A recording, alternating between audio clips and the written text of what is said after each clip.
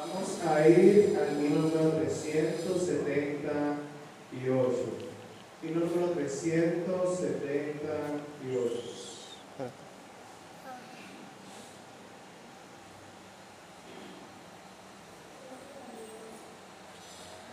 Dice la palabra de Dios que Él sostiene a los justos, es decir, el Señor sostiene a los suyos. No, 378.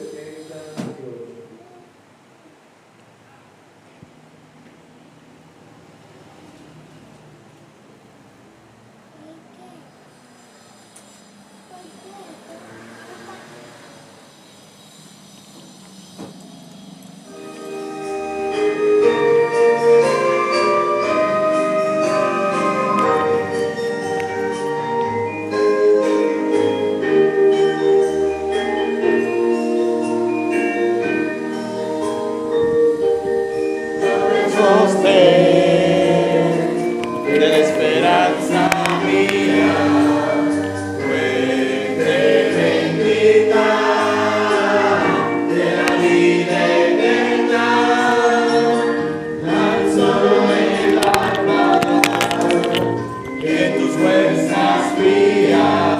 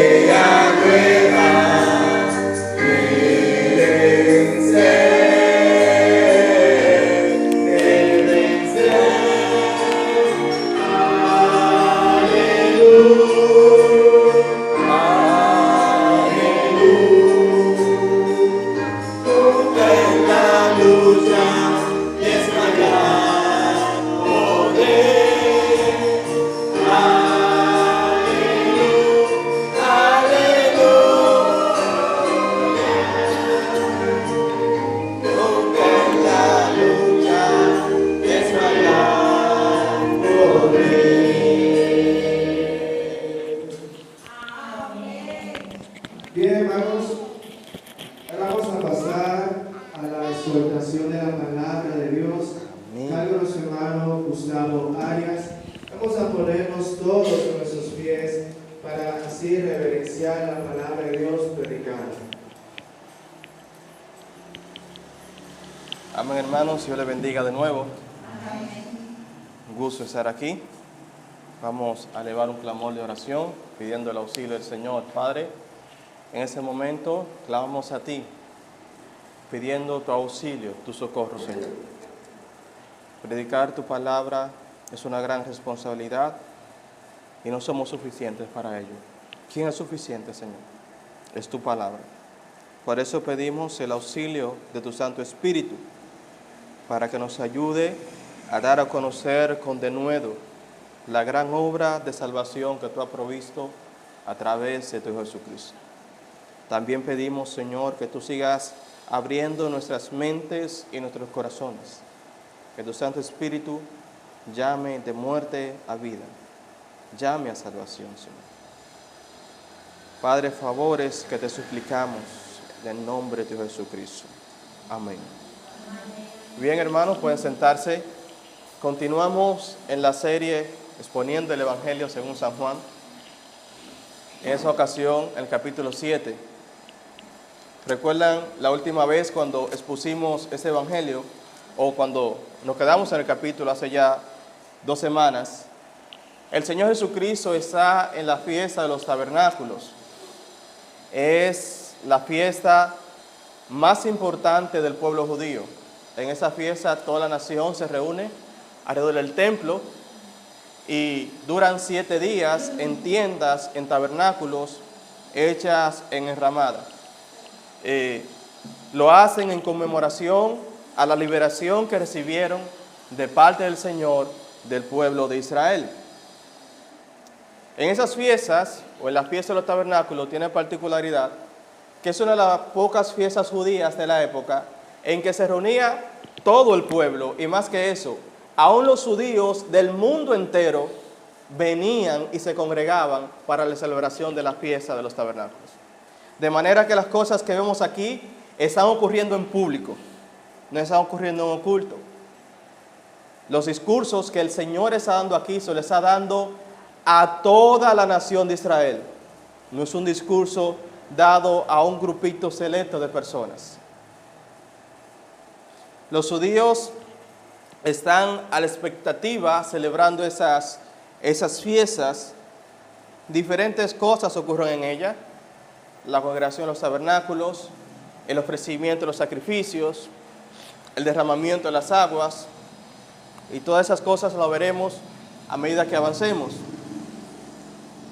En ese capítulo en particular vimos también que la oposición al Señor se intensifica como nunca antes.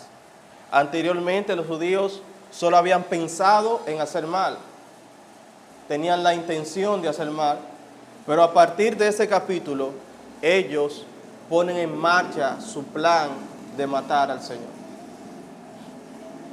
Vemos también, mis hermanos, la reacción o diferentes reacciones que tienen diferentes grupos de personas ante el Señor. Unos creen, otros no creen, otros dudan y otros se oponen abiertamente al Señor, como el caso de los gobernantes, escribas y fariseos, que mandaron a rezarles. Pero también veremos la reacción que tuvieron aún grupos como los mismos alguaciles que fueron enviados a prender al Señor. Fíjese cómo ellos responden en el verso 45. Los alguaciles vinieron a los principales sacerdotes y a los fariseos y eso le dijeron: ¿por qué no le habéis traído? San Juan 7:45. Entonces los fariseos le respondieron, 46, los alguaciles respondieron: jamás hombre alguno ha hablado como ese hombre.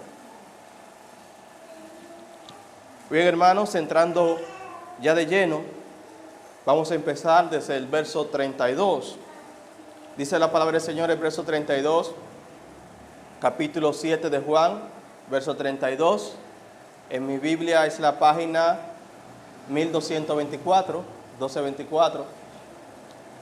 Dice así la palabra del Señor: los fariseos oyeron a la gente que murmuraban de él esas cosas, y los principales sacerdotes y los fariseos enviaron alguaciles para que le prendiesen. Miren algo, mis hermanos. Los fariseos y los sacerdotes eran grupos que entre ellos eran enemigos. Los sacerdotes, en su mayoría, eran saduceos. Recuerden, mis hermanos, que los saduceos no creen en ángeles, no creen en espíritu, no creen en la resurrección. De hecho, fue un saduceo que le preguntó al Señor para tentarle: Señor, hubo pues entre nosotros 7 hermanos. Murió el primero, se casó el primero, murió, y como mandaba la ley, el hermano mayor tomó la esposa para levantar descendencia. Murió el segundo sin descendencia, murió el tercero sin descendencia, hasta que la mujer llegó a casarse con los 7, y los 7 murieron. En la resurrección, pues, ¿de quién sería esposa la mujer? Los saduceos preguntan eso porque ellos no creen en la resurrección, no creen en el espíritu y no creen en ángeles. Y el Señor responde: erráis ignorando las escrituras y el poder de Dios, porque en la resurrección ni se casarán ni se darán en casamiento, sino que serán como los ángeles de Dios en el cielo. Pero el punto, mis hermanos, es que el aborrecimiento que tienen esos dos grupos, por otro lado, los fariseos sí creían en ángeles, creían en la resurrección y eran enemigos mutuos, pero el aborrecimiento que ellos tenían al Señor era superior al aborrecimiento que ellos se tenían entre ellos, de manera que ellos se alían en contra del Señor.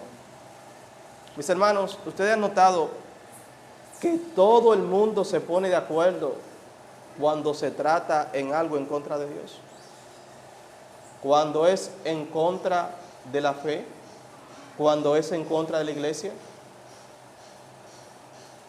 El ser humano es opuesto a todos los planes de Dios, y de hecho, por naturaleza, se opondrán al Señor en el día final.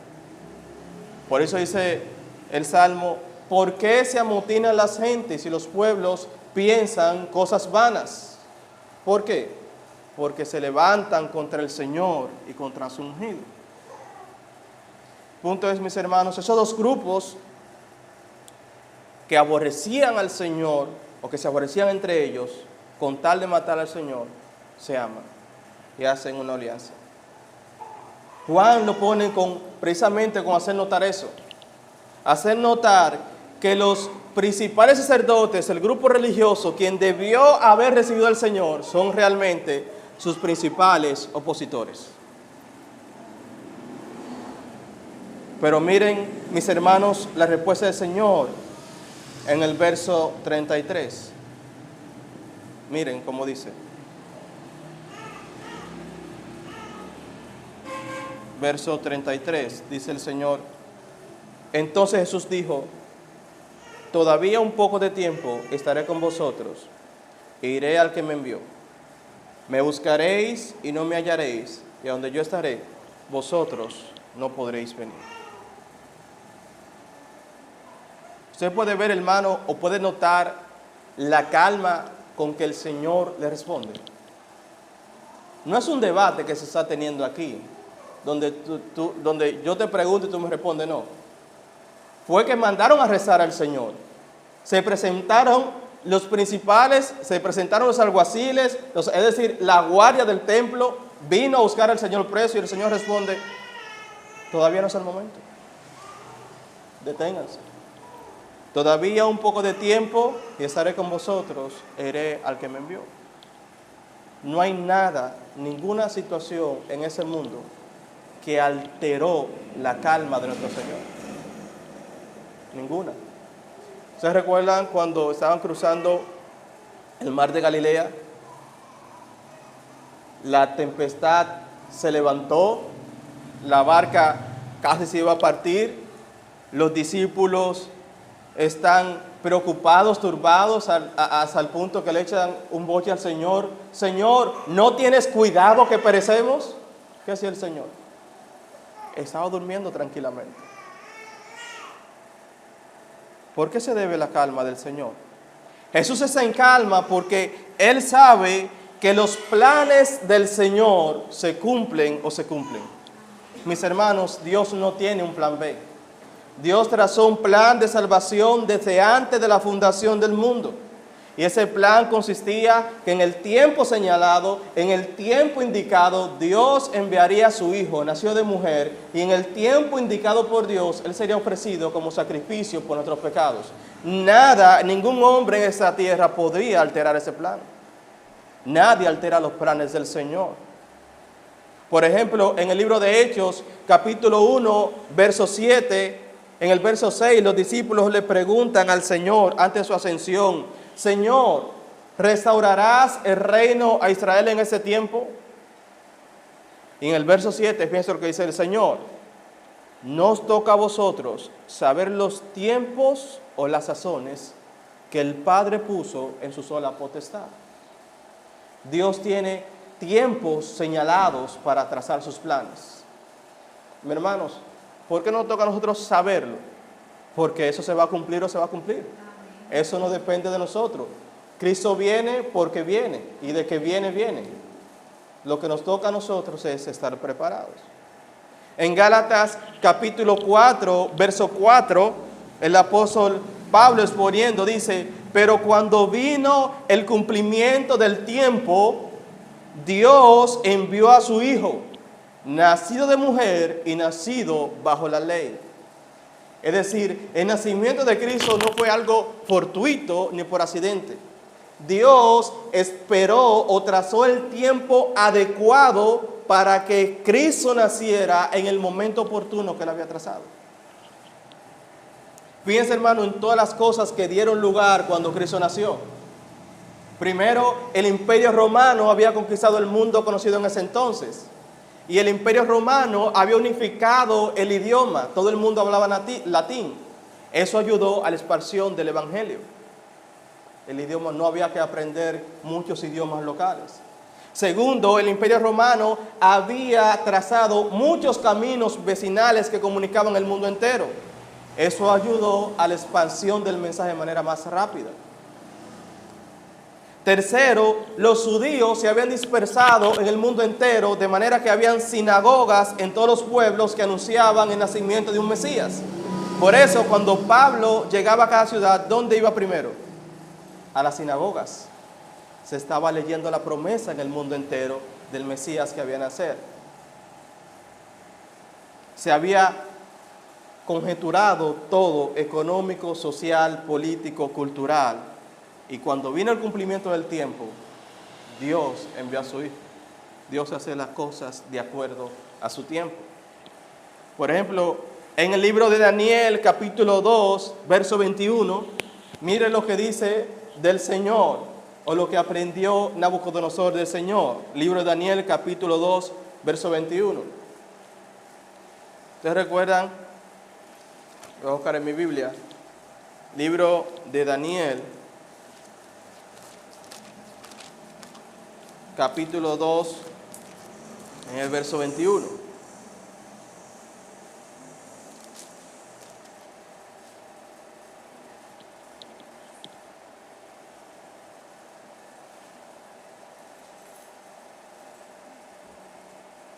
Voy a leer el verso 20. Libro de Daniel, capítulo 2, verso 20, dice: y Daniel habló y dijo. Daniel está interpretándole el sueño a Nabucodonosor. Un sueño mediante el cual Dios les revela los reinos futuros por venir luego del reino de Babilonia. Y Daniel dice: sea bendito el nombre de Dios de siglos en siglos, porque suyos son el poder y la sabiduría. Ahora mire lo que dice el tiempo.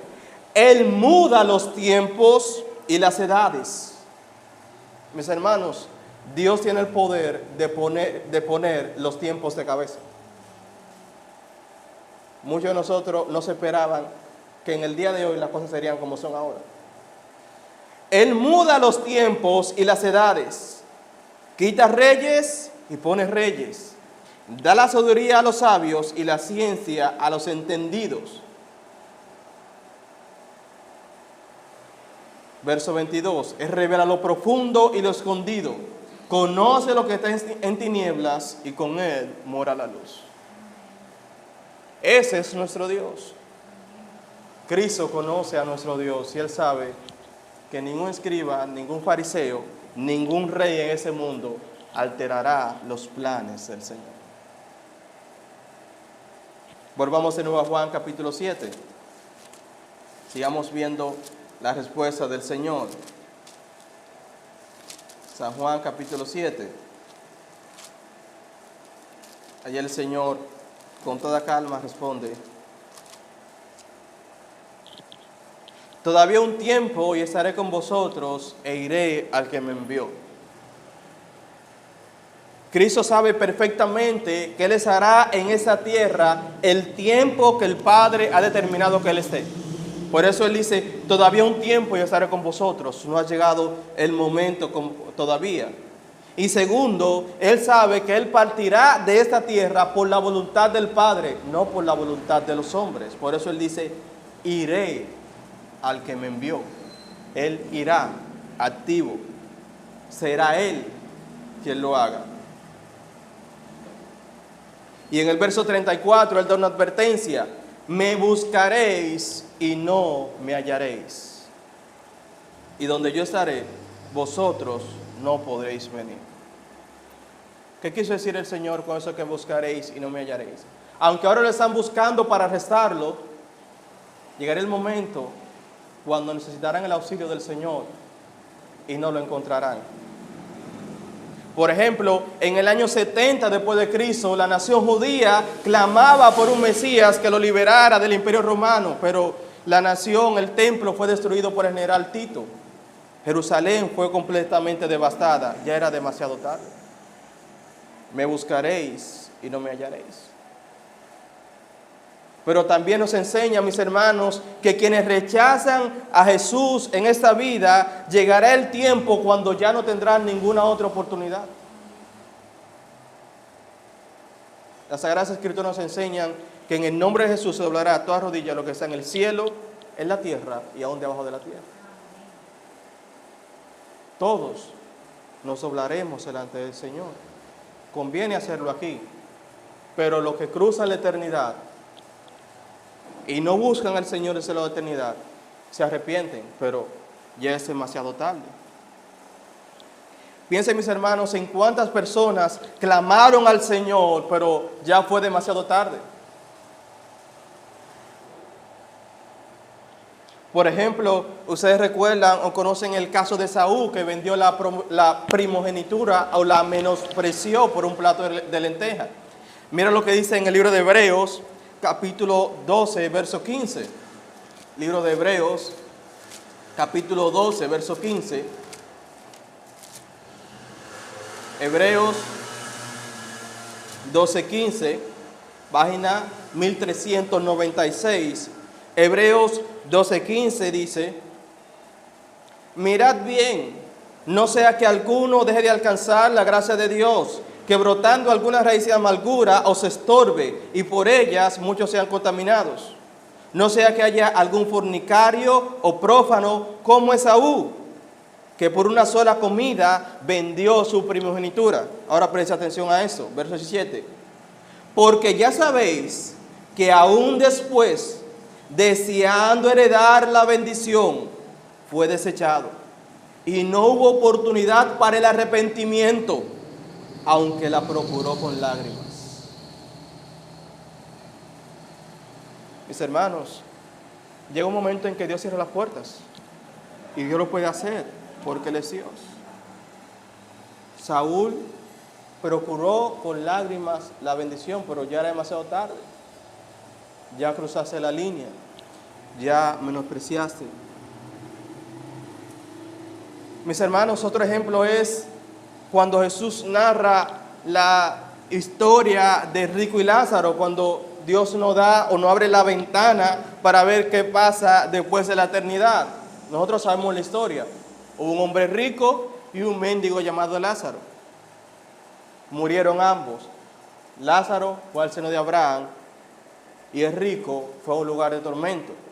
Y en Lucas capítulo 6, verso 24, oigan el clamor del rico. Entonces él, dando voces, dijo: Padre Abraham, ten misericordia de mí y envía a Lázaro para que moje la punta de su dedo en agua y refresque mi lengua, porque estoy atormentado en esa llama.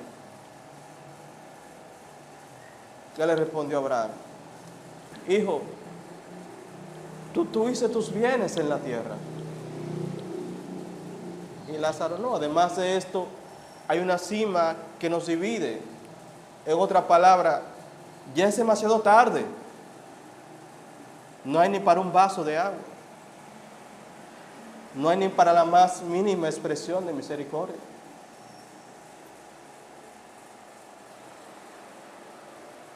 Fíjense, mis hermanos, cómo Dios ha trazado un límite para los hombres. Hebreos capítulo 9, verso 27 dice: y de la manera que se ha establecido para los hombres que mueran una sola vez, y yo añadiría para siempre, y después de esto, el juicio. Después de la muerte, mis hermanos, lo que nos toca es compadecer ante el juicio de Dios. No hay purgatorio, no hay segundas oportunidades. Bueno, si hay segundas oportunidades, Dios da muchísimas oportunidades de ese lado de la eternidad. ¿Cuándo es el día entonces apropiado para la salvación? Miren lo que dice Hebreos, vayan por favor conmigo, Hebreos capítulo 4, verso 6. Hebreos 4, 6.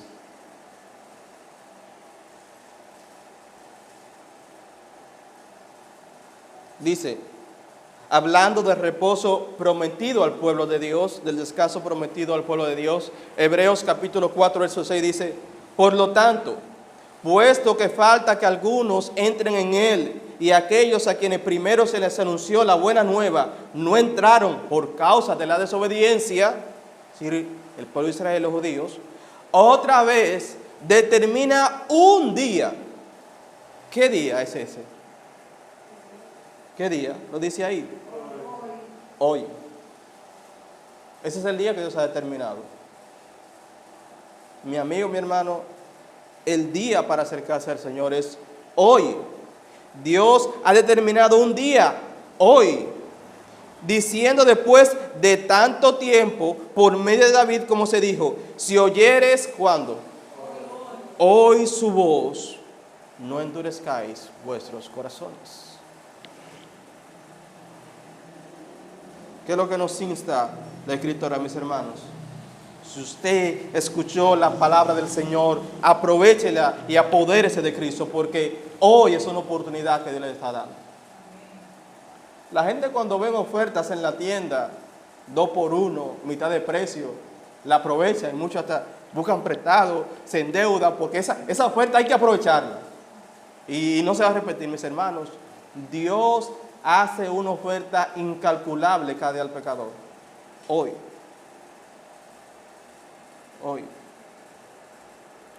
Cuando Jesús agrega, vamos de nuevo a Juan 7, San Juan capítulo 7, veamos la respuesta del Señor. San Juan capítulo 7, verso 34, Él dice además: me buscaréis y no me hallaréis, y a donde yo estaré, vosotros no podréis venir. Cuando Jesús agrega, a donde yo estoy, vosotros no podréis venir, quiere decir, voy al Padre, pero vosotros habéis rechazado al Padre a repudiarme a mí. Por tanto, no podéis venir donde yo estoy. No hay lugar en la presencia del Padre para los que no han querido aceptar a Jesús en esa vida. La gente se la pasa esa vida rechazando al Hijo, menospreciando a Cristo. Y quieren entonces que el Padre los reciba en la eternidad. ¿Usted recibiría a alguien en su casa que rechace a su hijo? ¿Que menosprecie a sus hijos? Las madres, que son más celosas, creo que me entenderían. Jesús pues mostró claramente que independientemente de lo que los judíos pudieran estar planeando, Él morirá en el tiempo señalado, y que en su muerte el propósito divino, lejos de fracasar, se iba a cumplir. Por medio de la cruz, Cristo obtendría la victoria. fue por medio de la cruz que Él pagó nuestros pecados. Ahora, fíjense, hermanos, la reacción de los judíos. Los judíos reaccionan primero con un malentendido y en segundo lugar se burlan del Señor. Versos 35 y 36 del capítulo 7 de Juan. Entonces los judíos dijeron entre sí, no sé si puedo transmitir lo que ustedes puedan ver el tono de burla que se les está dando, que hay en esas palabras. ¿A dónde se irá este? Que no le hallaremos. Es decir, ¿se irán los dispersos entre los griegos y enseñará a los griegos? ¿Qué significa esto que dijo? Me buscaréis y no me hallaréis, y a donde yo estaré, vosotros no podréis venir.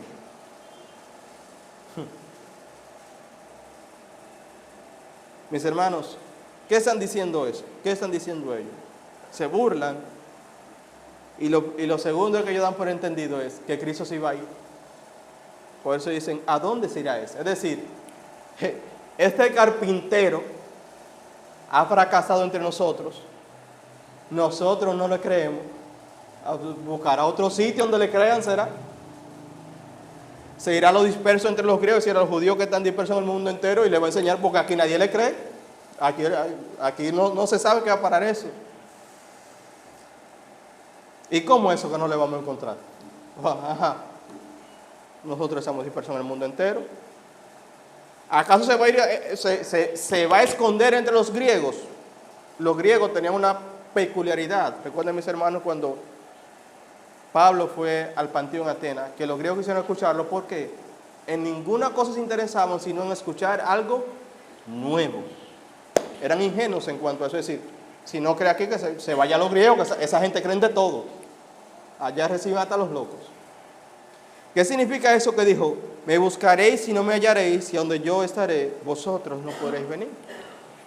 ¿Qué significa? ¿No entendieron? ¿No entendieron? Mis hermanos, siempre que vemos eso, yo les recuerdo a ustedes que nosotros entendemos hoy, no es porque seamos más inteligentes que ellos. Entendemos porque Dios nos ha dado una gracia que no se la concedió a ellos. ¿Ustedes recuerdan el caso de Marta? Creo que fue. Que Pablo fue, enseñaba en el río, había mucha gente ahí. Eunice, creo que fue. Y el Señor le abrió el entendimiento para que recibiera el Evangelio. No era que ella era más inteligente que nosotros, que los que estaban ahí. Pero el Señor le abrió el entendimiento a ella. Y a los otros no se lo abrió porque Él es Dios. Entonces, estamos aquí y podemos comprender cosas que el pueblo judío no entendió, no porque nosotros seamos más dotados o más inteligentes que ellos. No, es porque la gracia del Señor ha sido abundante para con nosotros. ¿Es Dios injusto con eso? No, Dios es Dios. A unos pecadores Dios lo deja actuar libremente en su pecado y a otros le concede la gracia de abrirle los ojos para que reciban el Evangelio. Él lo hace así porque Él es Dios, y qué bueno que lo hace así, porque si Él no le abre los ojos a nadie, mis hermanos, no estaríamos aquí. Verso 37, ríos y agua viva. Dice en el verso 37, en el último y gran día de la fiesta, Jesús se puso en pie y alzó la voz diciendo, si alguno tiene sed, venga a mí y beba. Y aquí el evangelista hace un cambio. Lo que está ocurriendo aquí no ocurrió en el mismo día que lo que ocurrió en el verso anterior. Dice, en el último y gran día de la fiesta. Hay algo que debemos saber de la fiesta para contextualizarnos. Desde unos siglos antes de nuestro Señor Jesucristo, se había desarrollado la tradición de que en los 7 días de la fiesta de los tabernáculos, un recipiente de oro que se llenaba con agua del estanque de Siloé era llevado de regreso al templo por el sumo sacerdote en una procesión festiva de los sacerdotes y del pueblo. Tan pronto llegaba la procesión a la puerta del agua, que era el nombre de una de las puertas del templo. Recuerden que las puertas del templo tenían nombres, que se encontraba en el lado sur del atrio, en el interior del templo. Se oían 3 toques de trompeta para marcar el gozo de la ocasión, y el pueblo citaba Isaías 12:3, que dice: sacaréis con gozo aguas de la fuente de la salvación. En el templo, mientras la multitud de espectadores observaba, los sacerdotes marchaban alrededor del altar con el recipiente de agua, mientras el coro del templo entonaba diferentes salmos. Entre esos salmos se encuentran el Salmo 113, el Salmo 114. Gracias, mi hija linda. Gracias, mi hija bella. El Salmo 114, el Salmo 116, el Salmo 117, el Salmo 118. Y en medio de esa procesión festiva y en el derramamiento de esa agua, que Jesús toma la ocasión y se levanta en alta voz y hace ese llamado y dice: si alguno tiene sed, venga a mí y beba. Mis hermanos, ¿cuántas veces los judíos no habían hecho esta ceremonia religiosa y aún tenían sed en sus almas? Lo hemos dicho antes, mis hermanos. Los ritos religiosos y las ceremonias no sacian al hombre.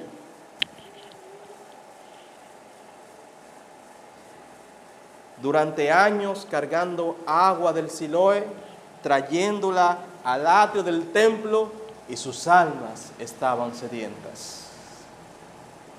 Jesús levanta la voz a todo el pueblo, en presencia del sacerdote, sumo sacerdote, en presencia del pueblo judío, en presencia de todo un pueblo religioso. Volvemos y lo decimos, hermanos, tampoco las religiones sacian el alma. Si alguno tiene sed, aquí viene lo estrepitoso: venga a mí y beba. El que cree en mí, como dice la Escritura, de su interior correrán ríos de agua de vida. Mis hermanos, Jesús está haciendo un llamado universal y particular a la vez. El Evangelio ciertamente es un llamado universal en un sentido. En Marcos 16:15 el Señor nos dice: id por todo el mundo y predicad el Evangelio a toda criatura. Pero también, mis hermanos, el Evangelio es un llamado particular. ¿A quién Jesús está llamando aquí? A los que tienen sed. Si alguno tiene sed. Vaya por favor conmigo a Isaías capítulo 55, donde el Señor hace el anuncio del Evangelio en el Antiguo Testamento. Y miren a quién el Señor llama. Isaías capítulo 55, verso 1. Mi Biblia está en la página 861. Isaías capítulo 55, verso 1. Mire a quién llama el Señor: a todos los sedientos. ¿Vieron eso, mis hermanos? A todos los sedientos, venid a las aguas. A los que no tienen dinero, venid, comprad y comed.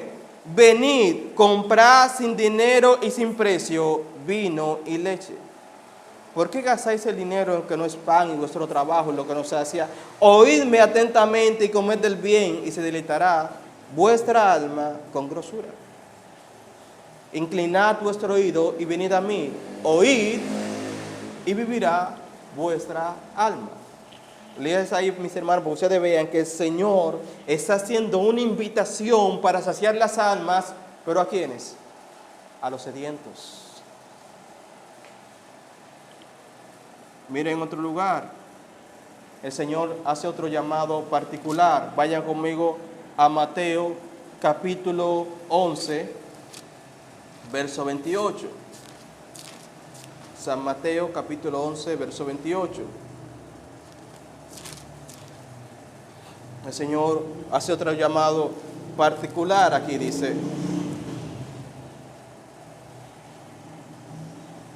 mira que el Señor llama aquí, Mateo capítulo 11, verso 28. Venid a mí todos los que estáis trabajados y cargados, y yo os haré descansar. Los trabajados y cargados, los sedientos. Apocalipsis capítulo 21, verso 6, él dice: yo soy el alfa y el omega, el principio y el fin.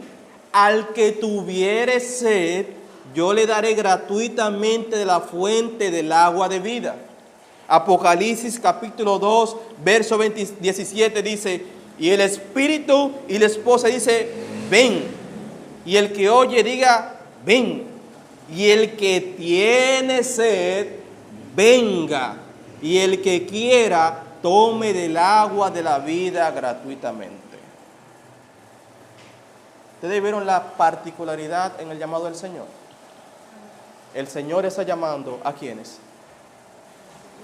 A los sedientos. A los sedientos. A veces nosotros nos esforzamos para que el pecador reciba el Evangelio, mis hermanos, pero el llamado al Evangelio no es para todos los pecadores. Si usted está en deleite y está satisfecho con los placeres pasajeros de este mundo, si se ha llenado su vientre con las grosuras temporales de esta tierra, si usted está contento viviendo su vida de pecador, el llamado del Evangelio no es para usted. No es para usted. Si usted está satisfecho en su pecado, no, mis hermanos, el llamado del Evangelio no es para ellos.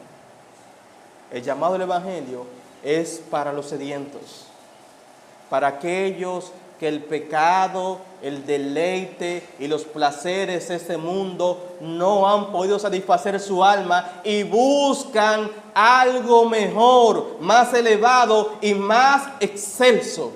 Para ellos es el llamado del Evangelio. Usted se deleita en el alcohol y está satisfecho con el alcohol, con la parranda, con el adulterio, con la fornicación. Disfrute su vida, disfrútela, porque es todo el deleite que tendrá en toda una eternidad. Pero si está sediento, el Señor le hace una invitación a todos los sedientos. Si alguno tiene sed, ¿cuál es la condición para venir al Señor? Tener sed. Esa es la condición. El Señor no está llamando a personas que sean ricos o pobres, blancos o negros, enfermos o sanos. No. De clase alta o clase media. No. Dotados o indoctos, intelectuales o no intelectuales, con título o sin título, no. La condición es si tienes sed. Si tienes ficha o no tienes ficha, si eres un prófugo de la justicia o si eres un ciudadano ejemplar, no. La condición es si tienes sed. Si alguno tiene sed, venga a mí y beba. Vemos la condición. En segundo lugar, vemos el llamado. El Señor está llamando, ¿a qué está llamando? El Señor está llamando a venir a Él. El Señor no está llamando a los pecadores a un rito o una ceremonia, ni tampoco a una religión, y mucho menos a una iglesia. El Señor está llamando, venid a mí. Podemos estar en la iglesia y no estar satisfechos, y eso es porque aunque venimos a la iglesia, no hemos venido al Señor. El Señor no está llamando a un bautismo, ni a una ceremonia, ni tampoco está llamando a la gente a que traiga su dinero. No. Venga a mí y beba. La condición, el verso 38. El que cree en mí, como dice la Escritura, de su interior correrán ríos de agua de vida. ¿Cuál es la condición, mis hermanos? Creer en el Señor. Esa es la condición. El Señor no está llamando a los pecadores a que hagan un sacrificio por Él, no. Tampoco lo está llamando a que hagan una vida de celibato, ni tampoco una vida de prosección, ni tampoco una vida de sacrificio, no. El Señor no está llamando a las personas que hagan un sinnúmero de cosas que la gente hace por ahí buscando el favor de Dios. No. ¿Qué dice el Señor? El que cree en mí. Esa es la invitación, mis hermanos. Es creer. ¿Qué dice Marcos 16:15? El que creyere y fuera bautizado. Pero fíjese que lo que termina es creer, porque al final dice, el que no creyere será condenado.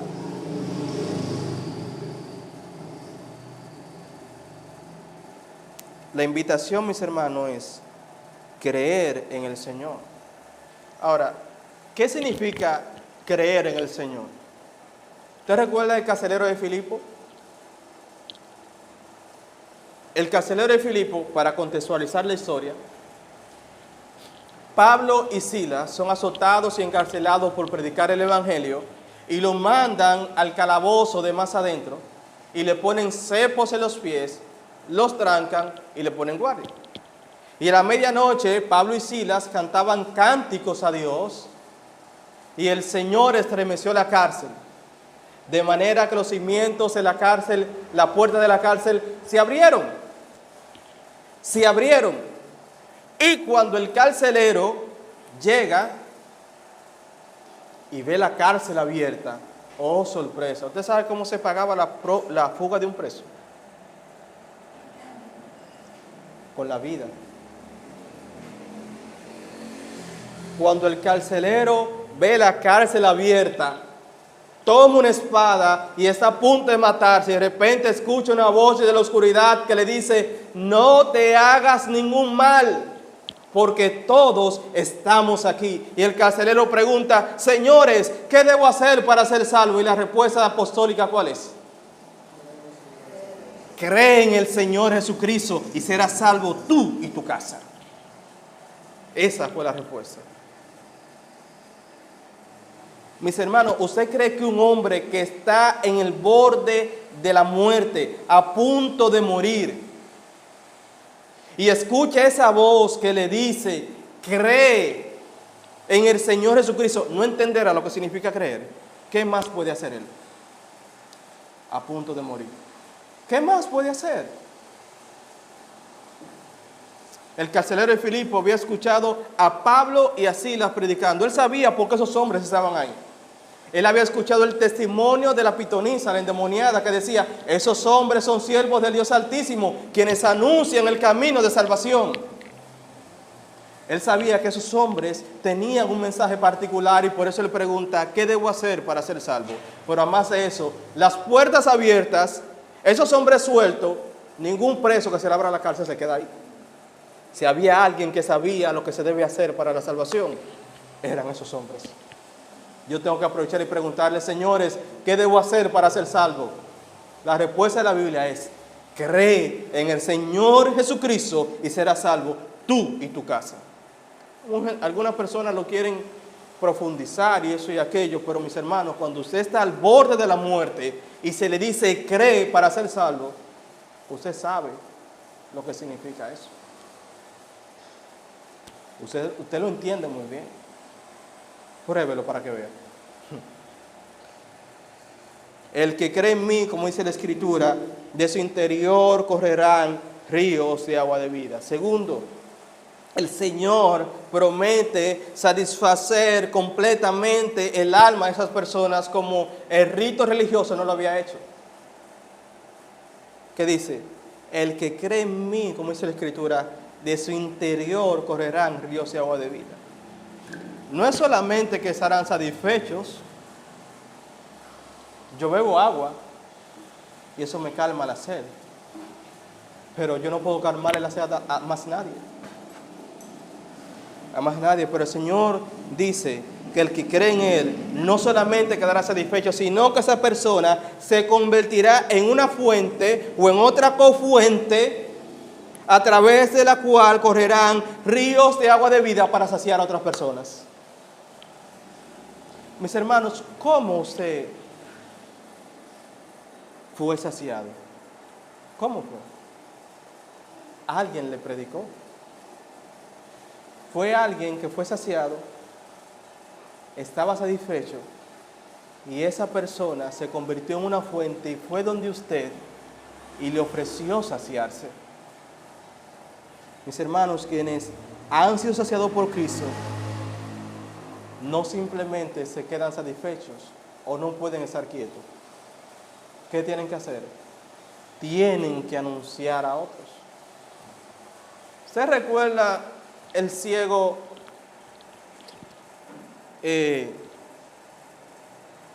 Bartimeo? Creo que fue. Bueno, me recuerdan si fue Bartimeo o el ciego de Siloé. Cuando el Señor lo sanó,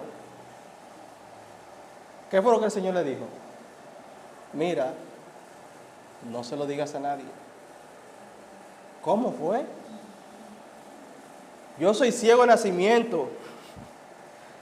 Acabo de recibir la visa. Y tú me dices que no se lo diga a nadie. ¿Cómo que no se lo diga a nadie? ¿Qué hizo él? Lo anunció al pueblo entero. Yo era ciego y veo. Y el que me sanó se llama Jesús. Jesús mismo fue que me sanó. Bueno, ¿qué más podemos hacer?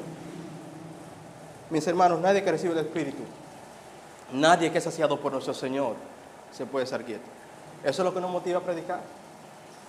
Eso es lo que nos motiva a llevar el Evangelio. No llevamos el Evangelio por cumplir con una carga religiosa, o cumplir con un rito, o cumplir con un deber que nos ha sido impuesto por la iglesia. No, llevamos el Evangelio porque Cristo ha satisfecho nuestras almas cuando estábamos sedientos, y sabemos que allá afuera hay un sinnúmero de personas que están sedientos, que necesitan del agua, y nosotros entonces le llevamos del agua que hemos recibido.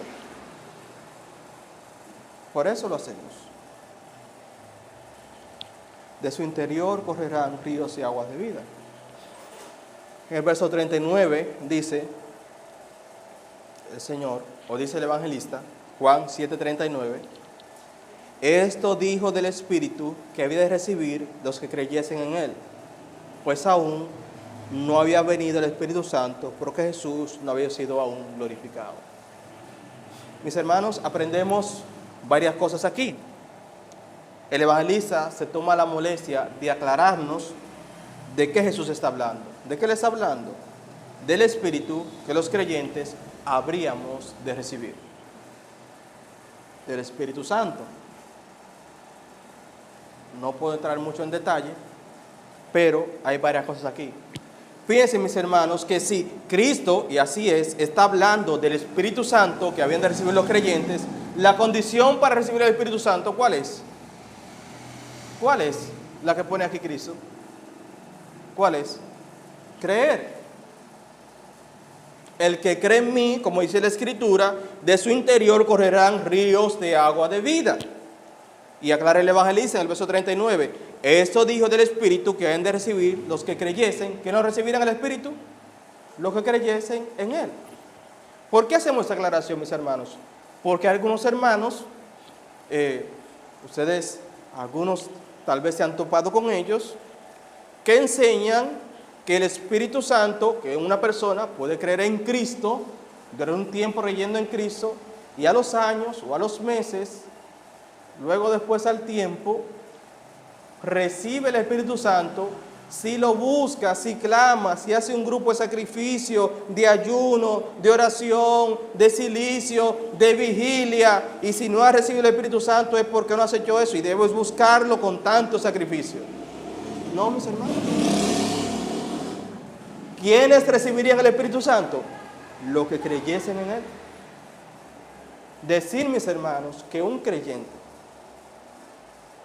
no ha recibido el Espíritu Santo y es creyente, es decir que tenemos un cristiano incompleto. Tenemos un cristiano insatisfecho. Tenemos a alguien a quien Cristo lo está condicionando para saciar su alma. Pero eso no es lo que dice. Eso no es lo que dice. Mis hermanos, dice las Escrituras en el libro de Corintios, en un solo espíritu fuimos todos bautizados.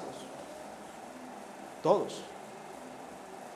Nadie llama a Jesús Señor, sino por Él, por el Espíritu de Dios. Segundo, algunas personas quieren enseñar que si un creyente está a falta de gozo es porque no tiene el Espíritu Santo. ¿Dónde Cristo nos manda ir para satisfacer nuestra sed? ¿A dónde? ¿A dónde? ¿A dónde Cristo nos manda ir? Está ahí en el verso 39, lo leímos, lo expliqué. ¿A dónde Cristo nos manda ir para satisfacer nuestra sed? ¿A dónde? No, ¿a dónde? ¿Dónde quién? Verso 39. Venga a mí. Mis hermanos, si a un creyente está insatisfecho, no es porque le falta recibir el Espíritu Santo, no. Está insatisfecho porque le falta ir a la fuente que es nuestro Señor Jesucristo. ¿Entiende? Algunas personas quieren saciarse buscando una experiencia extraordinaria, extrasensorial con el Espíritu Santo, ¿no? Cristo nos dice, si alguno tiene sed, venga a mí y beba. El que cree en mí, como dice la Escritura, de su interior correrán ríos de agua de vida. Ya yo quisiera aprovechar esos últimos momentos para hacerle un llamado, mis hermanos, una reflexión. Mi hermano, si vives una vida cristiana insatisfecha,